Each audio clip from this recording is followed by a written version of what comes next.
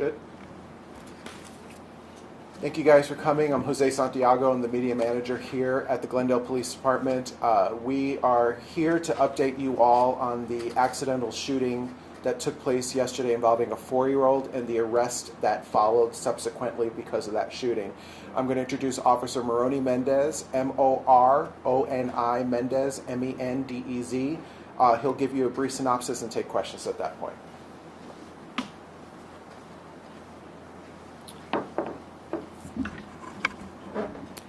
Good morning, everyone. Before I begin my statement, I just need to make a quick correction. Yesterday, we were given information that the child was 5 years old, and then obviously, after the investigation has been completed, now we know that he was actually 4 years old. So I just want to make that quick note.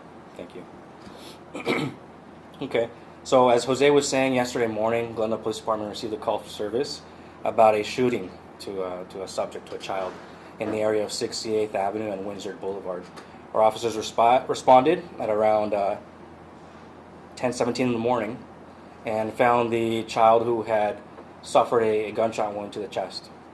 Our officers immediately provided life-saving measures. The Glendale Fire Department and Phoenix Fire Department responded, and the child was transported to a local hospital. Everyone in the home was accounted for and cooperated. Our officers began securing the scene and preserving evidence. Our detectives responded to the scene and obviously assumed the investigation. We had detectives from the Violent Crimes Unit as well as the Child Crimes Unit respond. Through the investigation, it was learned that the child was in bed and there was a firearm in the bed. He reached over underneath a pillow, and then an accidental discharge is what occurred and struck the child. So after that, the adult that was with him in the bed contacted the other adult. They began calling police, and that's when we responded, and our detectives, investigated this case. It's a tragic incident.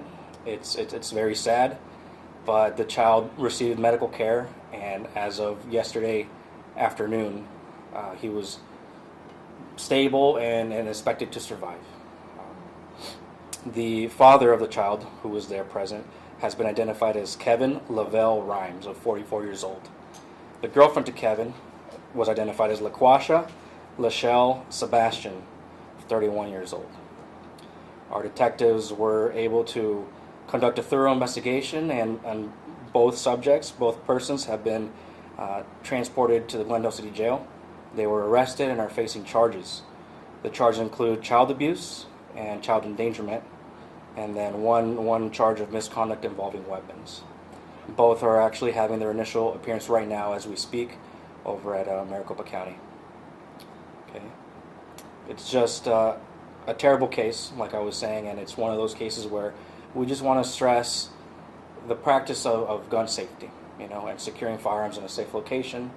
There's many methods, but ultimately gun safety is very important, and it's unfortunate this child was able to grab a hold of one and this terrible accident occurred.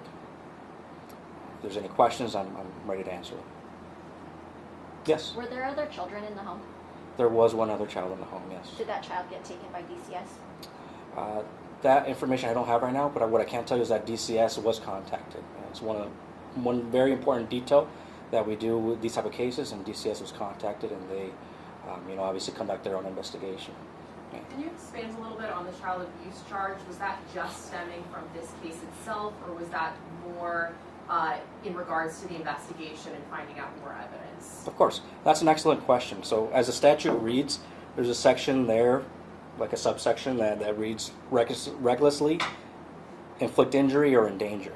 So because of that portion, that's what the charge that applies to this incident, to this crime. What type of firearm are we talking about here?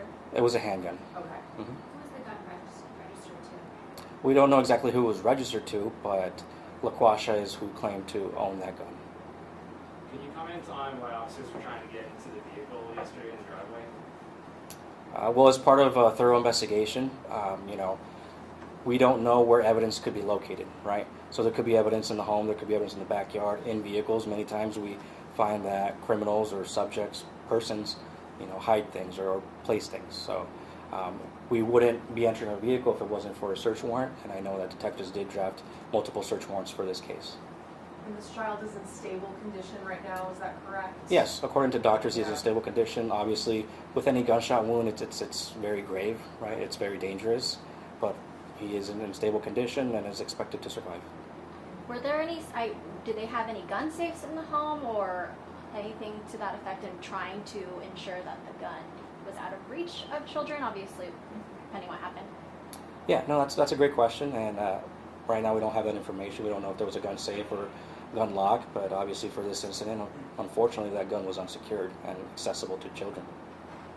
And then just a point of clarification here, 31-year-old girlfriend, is that the mother of the child, or is this just girlfriend and dad? Just girlfriend and father. Okay. Mhm. And so does the mother of the child, is she involved in this at all or in the picture at all? Yes, that's a great question. We spoke to detectives, asked that very same question, and they did mention that she has been contacted, is, in her own way part of the investigation, and DCS is obviously aware of that as well. Does this couple have a history with Glendale PD, either individually or as a couple?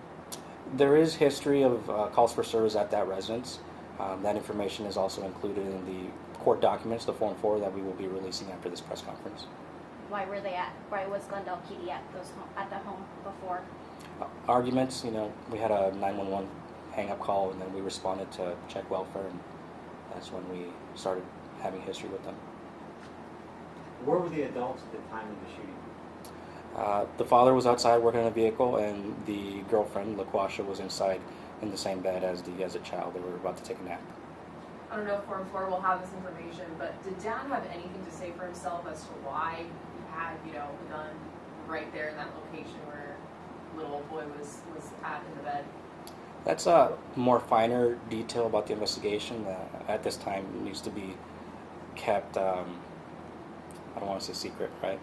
It just kept under review, right? We investigate all possibilities, we investigate all avenues. But the Form 4 does have more information as part in regards to, who owns the guns, where they were, and why. We're going to release those right afterwards, and they're very detailed. Yeah. Thank you. Mm-hmm. And then I know you also touched on this, but again, a message to the community hearing this really horrible situation. Oh, absolutely. Great question. And we always, would like to extend knowledge and tips and suggestions to the community, right? For this case, we have an incident, a tragic incident that occurred with a firearm. Someone was injured, a child was injured. It's terrible when anyone gets injured with a firearm, but in this case, it was a 4-year-old boy, a victim. And one thing we want to stress is to practice gun safety.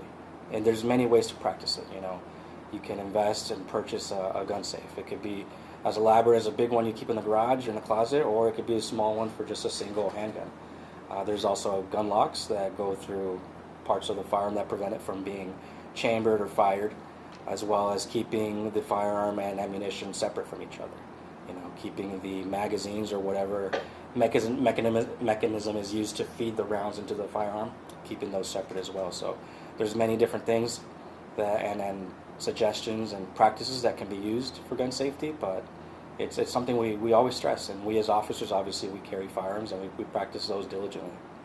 Where was the other child in the home at the time? I do not have that information right now. I'm sorry.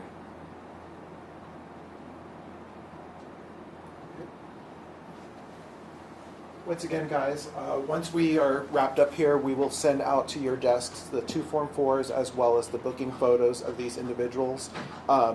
We really just want to get that message out, the importance of keeping these guns locked in a very safe environment.